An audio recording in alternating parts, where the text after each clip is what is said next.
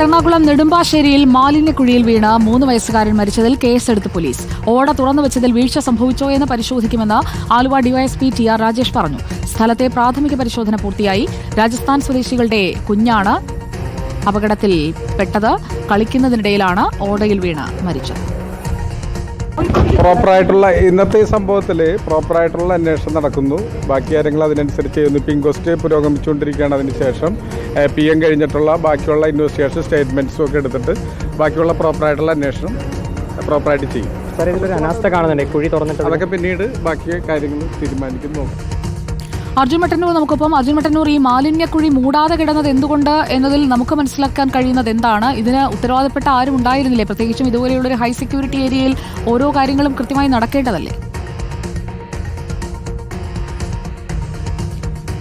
സുജയ, വിമാനത്താവള അധികൃതരുടെ ഭാഗത്ത് വലിയ വീഴ്ചയുണ്ടായി എന്ന കാര്യത്തിൽ തർക്കമില്ല. പ്രത്യേകിച്ച് വിമാനത്താവളത്തിൽ ഡൊമസ്റ്റിക് ടെർമിനലിനോട് ചേർന്ന് ആളുകൾക്ക് എളുപ്പത്തിൽ എത്താൻ കഴിയുന്ന ഭാഗത്താണ് ഇത്തരത്തിൽ തുറന്നു വെച്ച നിലയിൽ ഒരു ഓട ഉണ്ടായിരുന്നത്. ഒരു റെസ്റ്റോറൻറ്റിനോട് ചേർന്ന് അതിൻ്റെ പിറകുവശത്ത് ഒരു പുൽമൈതാനമായിരുന്നു. അവിടെ ആളുകൾക്ക് എളുപ്പത്തിൽ കയറാം. അവിടെയാണ് ഇത്തരത്തിൽ തുറന്നു വെച്ച ഒരു ഓടയുണ്ടായിരുന്നത്. മാത്രമല്ല, വലിയ കുഴിയാണ്. ഏതാണ്ട് 4 അടിയിലേറെ ആഴമുള്ള ഒരു കുഴിയാണ്. ആ കുഴിയിലേക്കാണ് 3 വയസ്സ് മാത്രം പ്രായമുള്ള റിദാൻ ജാജു എന്ന് പറയുന്ന രാജസ്ഥാൻ ദമ്പതികളുടെ കുഞ്ഞ് വീണത്. ഇവിടെ ഈ സംഭവം ഉണ്ടായതിന് തൊട്ട് പിന്നാലെ കുഞ്ഞിനെ കാണാനില്ല എന്ന് പറഞ്ഞുകൊണ്ട് വീട്ടുകാർ പരിഭ്രാന്തരായി സുരക്ഷാ ജീവനക്കാരെ വിവരം അറിയിച്ചു. തുടർന്ന് സുരക്ഷാ ജീവനക്കാർ ഈ CCTV ദൃശ്യങ്ങൾ പരിശോധിച്ചപ്പോഴാണ് ഈ കുഞ്ഞ് ഈ ഓടയുള്ള ഭാഗത്തേക്ക് പോയിട്ടുണ്ട് എന്ന് മനസ്സിലാക്കുന്നത്.